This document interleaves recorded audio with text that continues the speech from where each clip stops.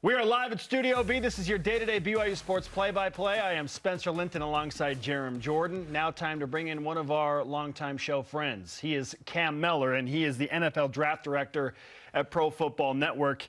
Cam, BYU football and this season can be summed up pretty much in two words: roller coaster. It's been really fun at times for fans, not so much during the four-game losing streak, but recently a nice win at Boise State. How would you sum up this BYU football season as a whole if it's not roller coaster? That's the best term for it, right? At this point, you have highs, you have lows, and that's exactly what it is. Peaks, valleys, dips, and then, you get over the cusp at a time here, and then maybe we're there. The win on the Smurf turf is definitely that peak right now. So let's hope that continues to accelerate. But no, a roller coaster is, from the national perspective, that's all you can say it is, really. You can try to put the blame in certain places from the national eye. I'm sure I'd try my best to do such a thing, but no, it's college football, and get there hot and cold week in and week out. It's just been, unfortunately, some 4 weeks in a row. That's cold. It cooled off the national attention, but there are definitely some players that are piquing interest for the next level. And let's talk about those guys. Let's start with quarterback Jaren Hall. There have been, at the beginning of the season, at least, first-round rumblings. Where does he stand in your mind right now? He's one of the top senior signal callers or elder statesmen, so to speak. You have Bryce Young, C.J. Stroud, and then you get down to the seniors, the guys that we're going to see go to the Shrine Bowl and the Senior Bowl this season, those guys. And you have Hendon Hooker, Bo Nix, Will Levis. And that next class right below it is Jaren Hall. It's Jaren Hall. There's a couple other guys sort of right around that range of Clayton Tune, Aiden O'Connell, Jordan Travis from Florida State as well. So he's right in that range. Right now, I think that plugs him right into that the meat of day three, early stages of day three. If he impresses at whatever all-star game he does wind up going to, he can definitely vault himself back into day two, maybe fringe of that round three range right now. But I think that there's still the elite traits that he's answered some questions to around this year. So to clarify, you still feel like Jaren Hall is an NFL draft quarterback, fourth, fifth round, and his stock is high enough that it would serve him well if he left early and did not come back for his senior year? Is that fair to say? Yes, unfortunately, right? I'll check, make sure. Yes, he probably needs to go out now, enter the draft, and he'll be graduated, and he'll be on the list for these all-star games, these senior all-star games that he's allowed to go to. I think the two biggest questions for him, one of them was age. He was never going to be able to answer that because it's his age. That's what it is. It's the dependability. Can he play every game this year? Can he be a factor in every single game? And right now he's answered that. He's been dinged up, but he's played. He's been Jaren Hall through every game so far this season. And that was probably the biggest knock on his stock for, do you depend on a guy like him? Can he stay healthy for a full 17-game season in the NFL? And right now, so far this year, we've seen it. He's been healthy, and there's been at times some elite flashes. So I do think that absolutely still a guy who can sneak into day two. But right now, with the quarterback class where it is, he's a day three, rounds 4 through 7 guy. And he'll turn 25 in March, so there's the age thing.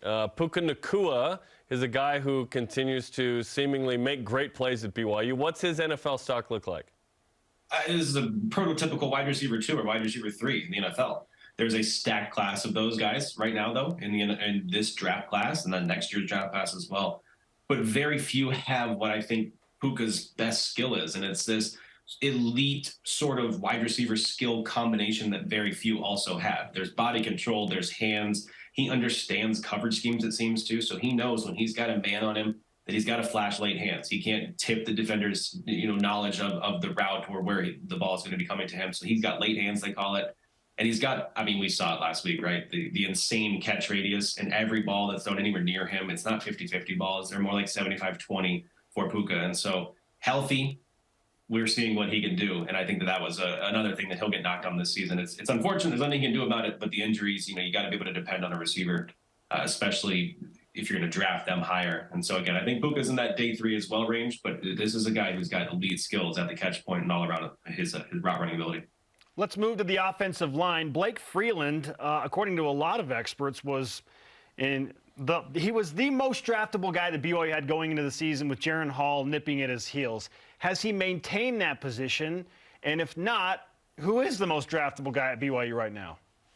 To me, it was always Jaren, but I think the safest pick was going to be Blake Freeland at that point. You can't coach size, as they say, and we all know that Blake's a mountain of a man. And so you can't coach that. And what he's shown this year, and honestly for the past 3 years, is he's nimble on his feet for such a big guy. He's strong as well. And one of the big things that you guys know him well, that I take a lot of my offensive line analysis from, is Eric Mateos.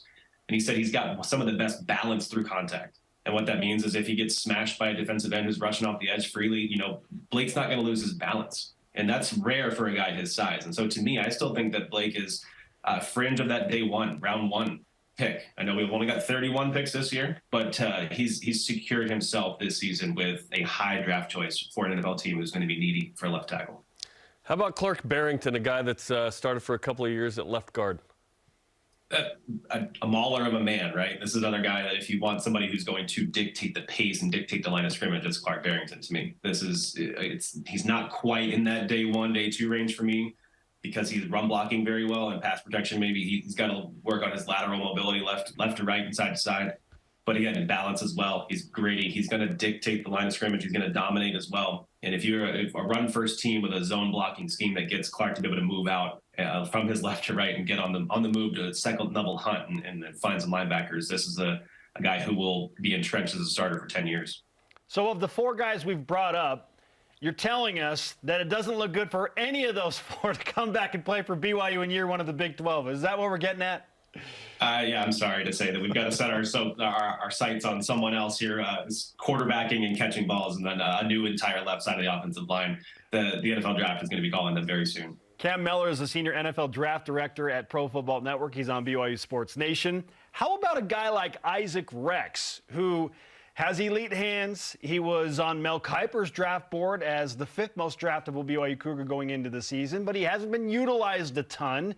Where do you stand with Isaac Rex? It's the same thing. You look at it for, can a quarterback really account for team wins? No. But are they going to be dinged for it? Yes. Is Isaac Rex accountable for every play on offense? No. But is he going to be dinged for not being used? Yes, absolutely.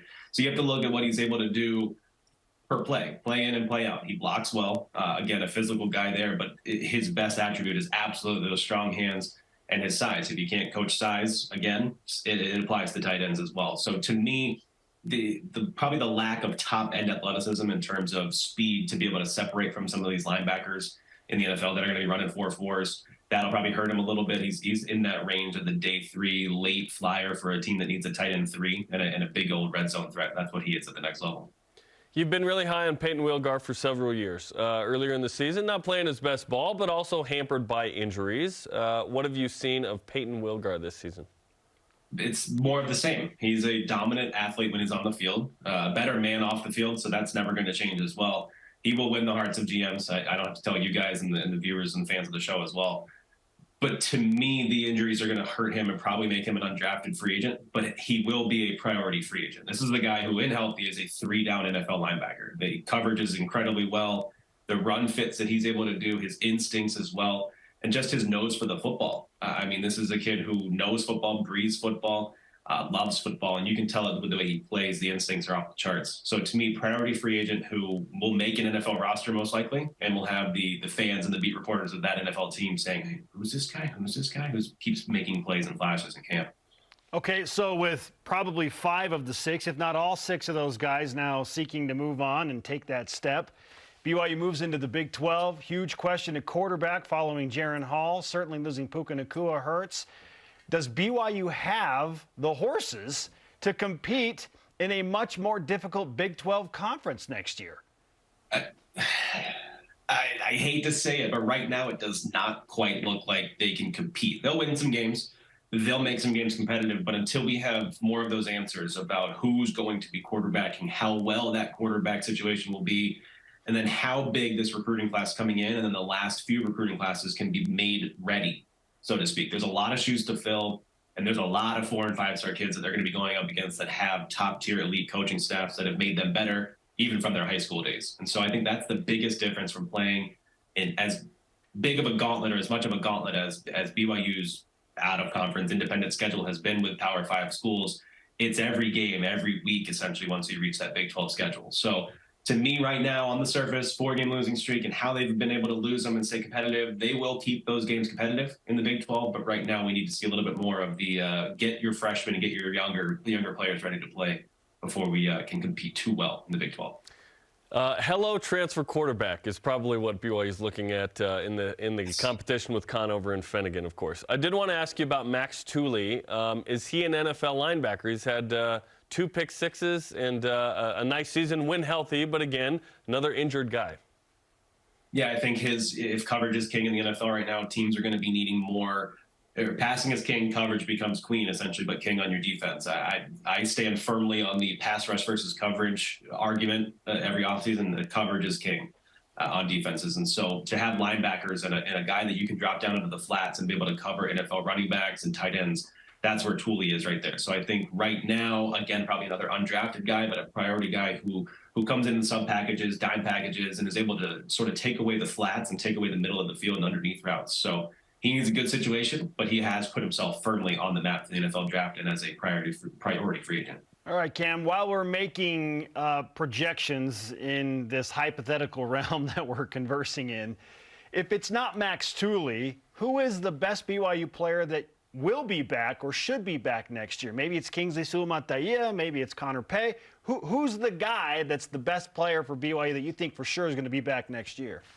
So correct me if I'm wrong. Keenan Peely, is he coming back right now? If you have to say yes or no, is he? He has eligibility. He has eligibility, but maybe are you saying he should come back? Do you think it would help him if he did come back? It would help him very much so if he came back, and I think he's the best player, and he becomes a potential guy who could sneak into first-round ability. I liken him to Jalen Petrie from Baylor last year, who, if you plug him in closer to the line of scrimmage and allow him to play freely, so to speak, sort of off the edge, let him blitz if he wants to, but let him drop down and take tight ends and running backs in coverage. I think he's got that ability of almost like a box safety who, not quite Derwin James, but Jalen Petrie's more of that impact that I think he can have.